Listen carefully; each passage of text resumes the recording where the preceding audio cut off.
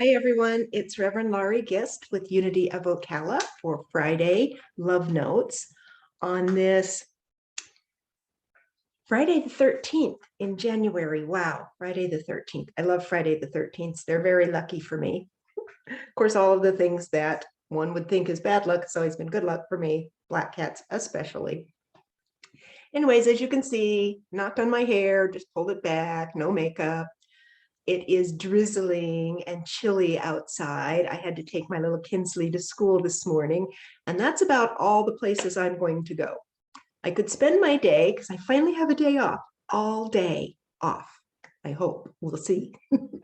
I finally have a day at home by myself. I should probably be scrubbing floors, catching up on laundry, and cleaning this house down. But I'm not going to. I'm going to be practicing and doing homework because we're starting live models next week at my tattoo school.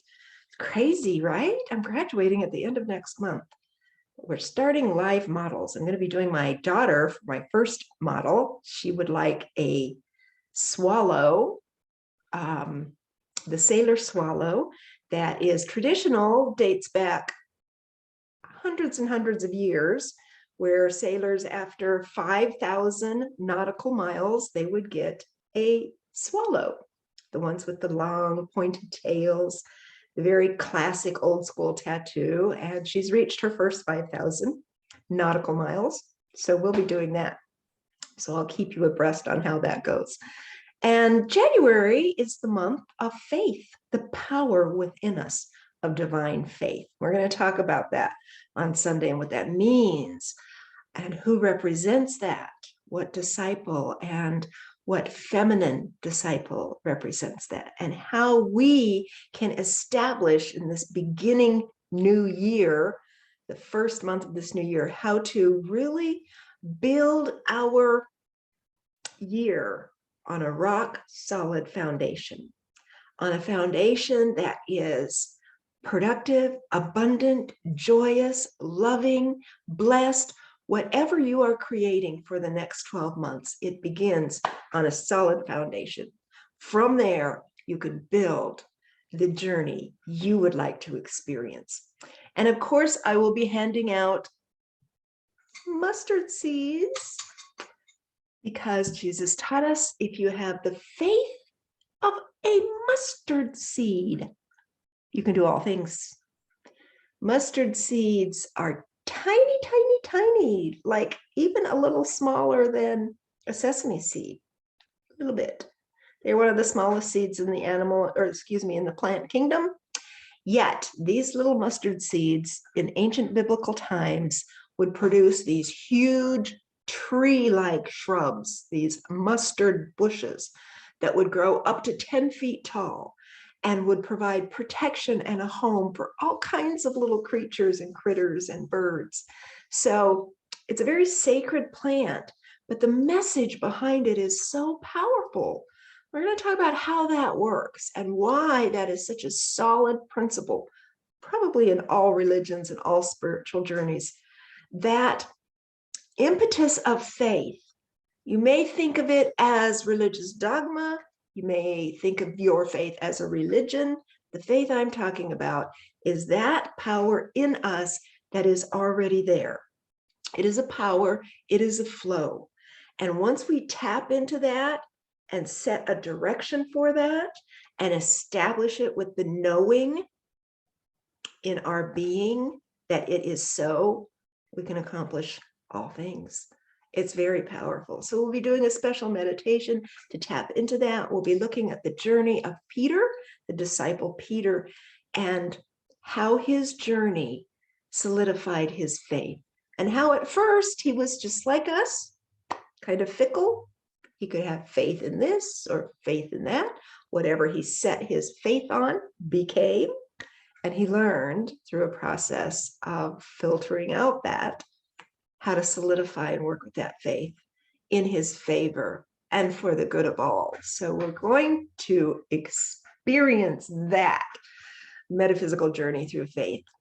And I'll be handing out these little tiny jars, these little glass jars with mustard seeds in them that you can use as a reminder to stop during your journey, to plant those seeds, to be reminded, to be in the present, to check in and see where you're putting your faith, what you're putting your faith in. Are you putting your faith in the government, the stock market, your pocketbook, your friends? Or are you putting your faith in God? That's exciting. Stay tuned for that. So between now and Sunday, be thinking. And if you're not going to attend Sunday's service, pick up some mustard seeds. You can get them at any store, grocery store. I buy them in bulk. And listen to the lesson, because I'm going to offer some exercises to keep you on track, keep you steeped in unity principle. This is going to be a year of working the principles, because they work if you work it. Each month, we're going to be focusing on a different power, but also a different principle of what you can do to claim that power within you, that beautiful power, whatever it is for the month that represents. This is faith, next month is strength, and then the power of love.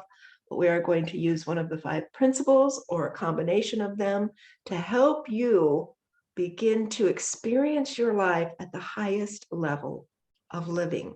Don't you want to do that? Let's see what Shalane Harkin has to say in Susceptible Delight. I'm just going to flip through. Ooh, this is nice. I no longer pray. You know, the unity prayer is not kneeling and begging God. It is everything we think, feel, speak, and do. Your life is a prayer. Let's see what this has to say about prayer. I no longer pray. I no longer pray. Now I drink dark chocolate and let the moon sing to me. Oh, I like that. I no longer pray. I let my ancestors dance through my hips at the slightest provocation. Oh, I love this poem. I no longer pray. I go to the river and howl my ancient pain into the current. I no longer pray. I ache. I desire. I say yes to my longing. Oh my gosh.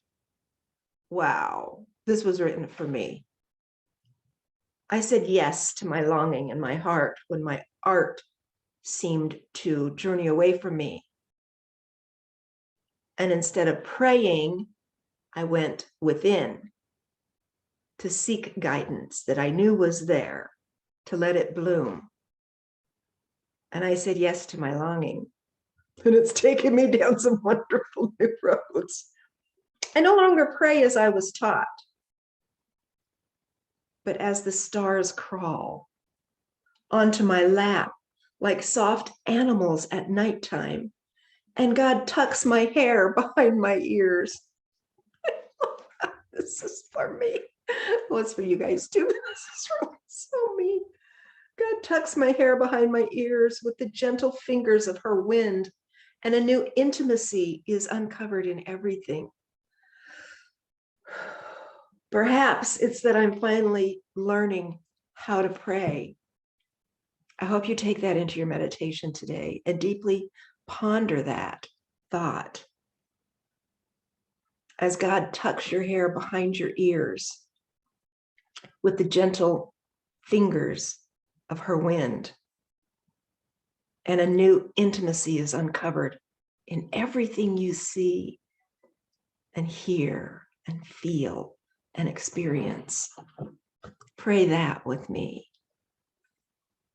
Remember, I love you. God loves you.